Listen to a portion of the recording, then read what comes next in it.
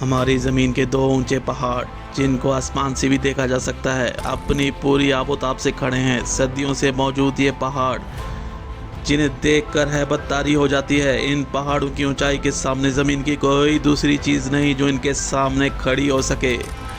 जी हाँ, ये है माउंट एवरेस्ट और K2। ये दोनों एक दूसरे के मुखालिफ सिमत में है। इन दोनों पहाड़ों के दरमियान फासला 1315 किलोमीटर यानी 817 मील है। और हैरत की बात यह है कि ये दोनों पहाड़ एशिया में मौजूद हैं। माउंट एवरेस्ट हिमालय में नेपाल और तिब्बत चाइना के बॉर्डर पर मौजूद है, जबकि K2 Karakoram mountain range Pakistan और चाइना के बॉर्डर पर मौजूद है। ऊंचाई की बात करें तो माउंट एवरेस्ट की ऊंचाई 8,849 मीटर यानी 29,000 फीट है, जबकि K2 दूसरा ऊंचा पहाड़ जिसकी ऊंचाई 8,611 मीटर यानी 28,251 फीट है। पहाड़ को सर करने वाले माउंटेनियर के लिए ये दोनों पहाड़ बहुत ही पुरकशिश रहे हैं, लेकिन एक्सपर्ट के ख्याल में K2 बहुत ही ज़्यादा खतरनाक और दुश्वार गुजार पहाड़ है जहां खतरा हमेशा बना रहता है।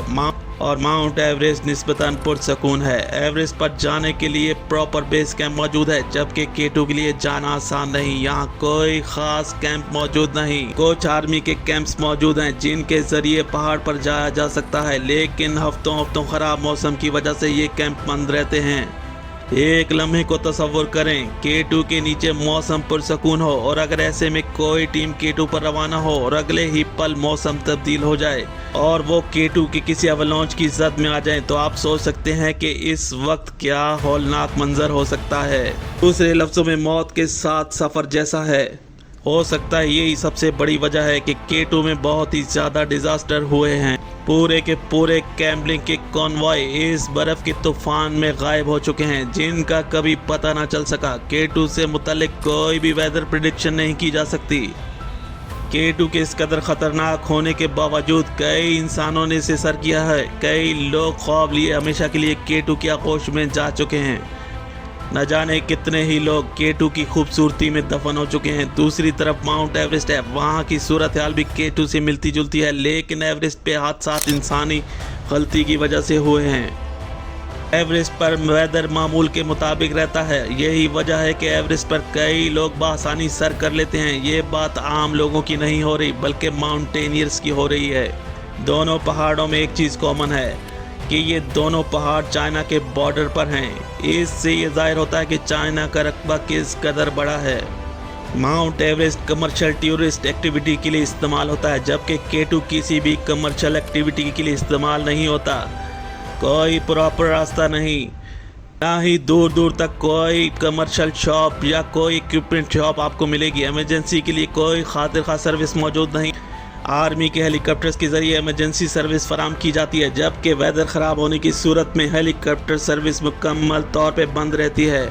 इसलिए कई हादसात इतने भयानक होते हैं कि लोग बर्फ़ में दबे रहते हैं, जिसकी वजह से इनकी मौत हो जाती है। जबकि एवरेस्ट पे तमाम इमरजेंसी सर्विसेज मौजूद हैं। एवरेस्ट के इर्द गिर्द तमाम कमर्शियल शॉप्स इक्विपमेंट बआसानी दस्तयाब रहता है। और सबसे बड़ी हैरत की बात यह है कि एवरेस्ट और K2 पर कोई जानवर मौजूद नहीं, मसलन बियर या स्नो लेपर्ड वगैरह, जिसकी वजह है फ्रोज़न वेदर और हाई एल्टीट्यूड जहां किसी भी जानवर का सरवाइव करना नामुमकिन है। बस ये पुरसकून पहाड़, खामोश हवाओं की आवाज़ें, बादलों को छूते पहाड़ एक अलग ही दुनिया का मंजर देते हैं। इन पहाड़ों के बारे में सदियों पुराने दास्तानें जो नस्ल दर नस्ल चल रही हैं। हज़ारों सालों लाखों इंसानों ने इन पहाड़ों को देखा है। इनके बारे में कई किताबें मौजूद हैं जिनमें K2 और माउंट एवरेस्ट की बेरहम दास्तान का पता चलता है। अभी तक कोई अंदाज़ा नहीं कि ये दोनों पहाड़ न जाने कितने ही इंसानों को निगल चुके हैं। एवरेस्ट पर फर्टिलिटी रेट 4% और जबकि K2 पर फर्टिलिटी रेट 25% है। हर साल K2 पर 300 से 400 लोग समिट का हिस्सा बनते हैं। कुछ कामयाब और कुछ सफ़र अधूरा छोड़कर वापस आ जाते हैं। माउंट एवरेस्ट हिमालय की देवी है, जबकि K2 कराकोरम का एक देव है।